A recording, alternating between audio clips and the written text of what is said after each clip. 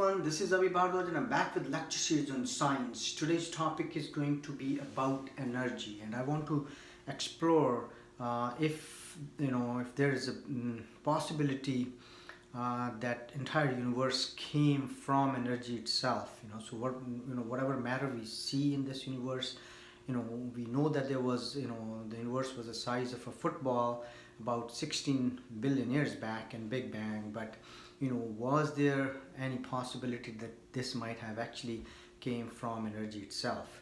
To understand that, we have to go back and look at Einstein's equation, which says E is equal to mc square. And what does that mean? That means that to produce energy you need mass, and you also need c square, and c is basically speed of light. So what is the speed of light? The speed of light is 300,000 kilometers per second, but when you square it, it's a huge number. That number is 90 plus 9 more zeros, so 90 followed by 9 zeros. How much is that? That's 90 billion kilometers per second. That's a huge speed. That's what you need, and mass to create energy. We know that from matter you can create energy, and the example of that is that the nuclear reactions, for example. All we see in nuclear reaction is that matter converts into energy, but we are talking about radioactive elements here. But when you look at the normal matter like carbon, hydrogen, nitrogen, oxygen, all that, it's very difficult to convert that into energy. For that to happen, you need very high temperature and pressure, like something like core of our sun. And if you have that, then you will be able to convert entire matter into energy itself. But going back to looking at the possibility of energy creating matter, that is the topic of discussion in this lecture today. Because we know that matter can be converted into energy, but what we have been struggling with was, is there a possibility of, and we know in theory that it is possible to convert energy into matter, but there was no experiment. But now there are two scientists in Imperial College London, along with third scientist from Max Institute from Germany.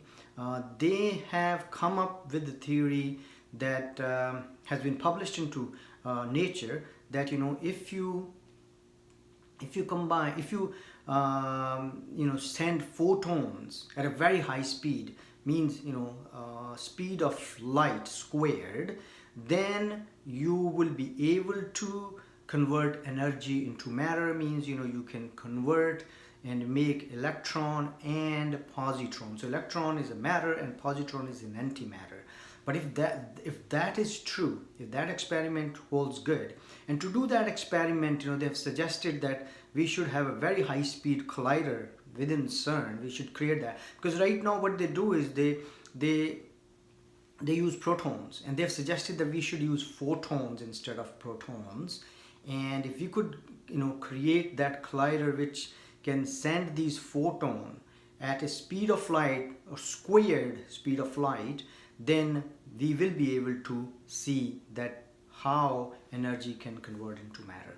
So now my point of discussion is that if that is possible, then it leads to the conclusion actually that entire universe which we see today, made up of matter, antimatter, also dark energy, dark matter, everything actually came from one single source, which was energy itself. And so if this experiment proves that, then we are leading towards that actually matter is nothing but energy itself. So it is form of energy itself, and that also leads to that there could be a big crunch. We talk about the universe expanding and continue to expand, but there's another school of thought which says that there could be a big crunch, and that actually holds good, because then entire universe actually could be crunched together and then converted back to energy. And so this is in series of lecture I'm going to talk about what role energy plays, for example, in our universe, and how can we link my interest lies in that, is there a connection between energy to matter? And if that is, if it is possible, and that in theory it is possible, but if we could prove that through experimentation, then we will understand it better, that how does this universe works, how did it came into picture first place, and how does it work, and what is the role of the energy within this universe, and also how would it end. And and if we combine the religion with science, so I try to understand through religion also, because there are very good books in Hindu religion which talks about the creator, and how creator actually is energy. And and when he kind of when we talk about those verses in Gita, for example, Krishna is talking about that I am the energy, I am the creator of the universe, I control it through energy. That means I don't have, I'm unmanifest, means I don't have any form, and energy actually doesn't have any form. So that leads to that discussion, and I'm going to have those